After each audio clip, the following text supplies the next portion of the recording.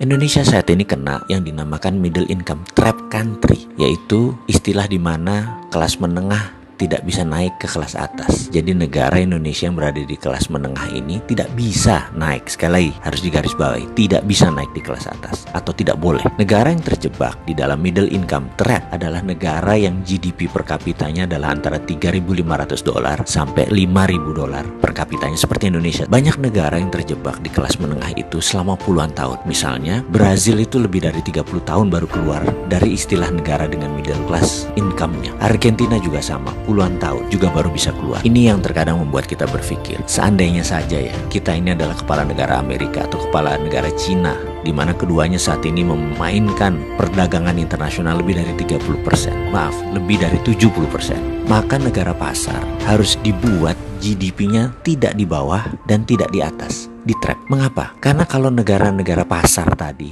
income-nya naik, maka negara tersebut harus menjadi negara produsen, dan ini malah menjadi kompetitor negara besar. Nggak boleh. Jadi nggak boleh negara tersebut jadi produsen. Kalau negara tersebut miskin, misalnya GDP-nya di bawah 1.000 per kapita, mereka nggak mampu beli barang Cina dan beli barang Amerika, dan kedua negara itu nggak mau membuat negara tersebut miskin. Makanya negara-negara market harus dijebak di tengah. Cara trapnya bagaimana dan mengapa harus di trap atau dijebak? Biasanya negara yang berpenduduk besar yang dijebak di tengah oleh negara kapitalis. Caranya dengan jangan jadikan mereka negara produsen dan manufaktur. Kedua, jangan jadikan mereka swasembada pangan. Terakhir, jangan mereka bisa mengendalikan energi. Ada sebuah perkataan dari Menteri Luar Negeri Amerika dulu namanya Henry Kissinger. You control the food, you control the people. You control energy, you control the country. Kalau mau mengendalikan rakyat, kendalikan pangan mereka. Kalau mau mengendalikan sebuah negara, kendalikan energi mereka, minyak bumi mereka. Kita kasih contoh sederhana negara Venezuela yang baru-baru ini.